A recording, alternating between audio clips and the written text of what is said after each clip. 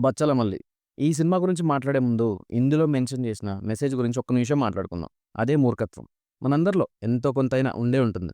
అలాంటిది ఒక మనిషి మొత్తం మూర్ఖంగానే ఉంటే, అతని లైఫ్ ఎలా ఉంటుంది, ఏం కోల్పోతాడు అనే మెసేజ్ చెప్పారు. అదే ఈ సినిమా కోర్ పాయింట్ కూడా. బానే ఉంది సినిమా.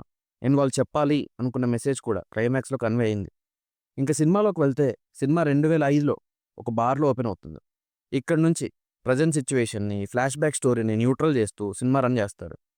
అలా మూవీ ఫ్లాష్ బ్యాక్‌లోకి వెళ్ళాక, బాగా చదువుకునే మల్లి వాళ్ళ నాన్న తీసుకున్న ఒక డెసిషన్ వల్ల రాక్ హార్టెడ్ పర్సన్ లాగా ఎలా మారాడు, ఎందుకు మారాడు అని చూపిస్తారు. ఆ తర్వాత 1995లో స్టోరీ ఓపెన్ అవుతుంది. అప్పుడు కావేరిని చూసి లవ్‌లో పడ్డ మల్లి లైఫ్ ఎలా చేంజ్ అవుతుంది. మళ్ళీ మారాడా? లేక అలానే ఉన్నాడా?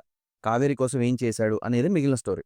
ఇలా ప్రెజెంట్‌కి, బ్యాక్ స్టోరీకి కనెక్ట్ చేస్తూ చూపిస్తారు మనకి.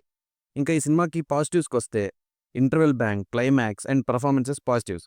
అండ్ నెగెటివ్స్ అయితే డెఫినెట్‌గా సాంగ్స్. అండ్ స్టోరీ కొంచెం పాత స్టోరీ. ఇంకా పెర్ఫార్మెన్సెస్‌కొస్తే అల్లరి నరేష్ బానే చేశారు. అమృత పెర్ఫార్మెన్స్ కూడా బావుంది. ఇంకా సపోర్టింగ్ రోల్‌లో చేసిన హరితేజ, రావు రమేష్, రోహిణి, వైవా హర్ష, ప్రవీణ్ ఆల్మోస్ట్ అందరూ డీసెంట్‌గానే చేశారు. Music by Vishal was not up to the mark. Songs అయితే బాలేదు. ఇలాంటి సినిమాలకి సాంగ్సే హెల్ప్ అవుతాయి.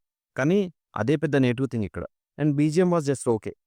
రైటర్, డైరెక్టర్ సుబ్బు మూర్ఖత్వం అనే పాయింట్‌ని ముందు నుంచి చూపిస్తూ, దాని జస్టిఫికేషన్ క్లైమాక్స్‌లో చూయించారు. అండ్ క్లైమాక్స్‌లో ఎమోషనల్ చేస్తారు. హి డిడ్ ఏ డీసెంట్ జాబ్. నా వరకు సినిమా చూడాలా వద్దా అంటే చూడొచ్చు, బానే ఉంది. మీరు చూస్తే మీకేమనిపించిందో నాకు కామెంట్ చేయండి. రివ్యూ నచ్చితే లైక్, షేర్, సబ్స్క్రైబ్ చేసుకోండి.